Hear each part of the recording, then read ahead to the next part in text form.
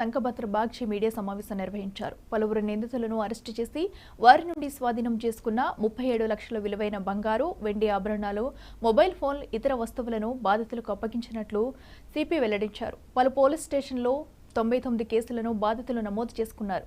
ప్రత్యేక బృందాలను ఏర్పాటు చేసి 69 మంది నేరస్తులను అరెస్టు చేసినట్టు సిపి తెలిపారు. వారి నుంచి 37 లక్షల విలువైన వస్తువులను రికవరీ చేశామని సిపి పేర్కొన్నారు.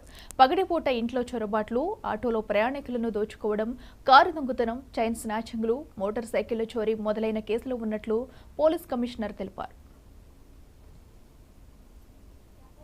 గోల్డ్ జ్యువెలరీ, మొబైల్ జరిగిన దొంగతనంలో కొన్ని చాలా వరకు మేము డిటెక్ట్ చేశాము.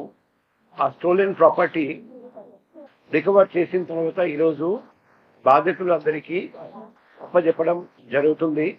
కొందరికి ఆల్రెడీ సమక్షంలో ఇవ్వడం జరిగింది. మొత్తం 69 మంది దొంగలను పట్టుకొని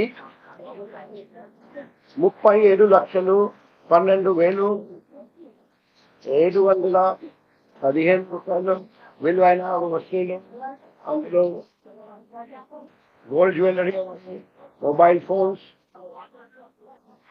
వెహికల్స్, 2 వీలర్స్, ఆటో, 4 వీలర్ అన్నీ ఉన్నాయి.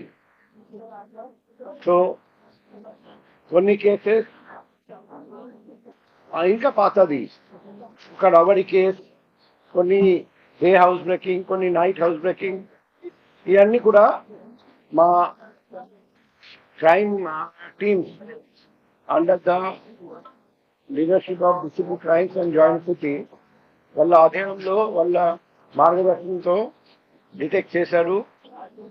అందులో గోల్డ్ వచ్చేసి 381.93 గ్రామ్స్, సిల్వర్ వచ్చేసి వెండి 501.36 గ్రామ్స్, క్యాష్ 7,94,020 రూపాయలు, 24 మోటార్ సైకిల్స్, ఒక ఆటో, ఒక Volkswagen car, 12 mobile phones, ఒకటి క్యానాన్ 800 కెమెరా, ఒకటి amplifier, 135.9 KG copper wire, 20 KG aluminium wire, ఒక రెఫ్రిజిరేటర్, ఒకటి 2 ఇంచ్ టీవీ, ఒక ఉషా మిక్సీ, అది కాకుండా 1 gram gold 14, brass water pipe 2, MCB batteries 2, diesel 20 litres, GCU controller 3, copper cable 20 metres, CC cameras 4, sound boxes, అంత కలిపి 37,12,000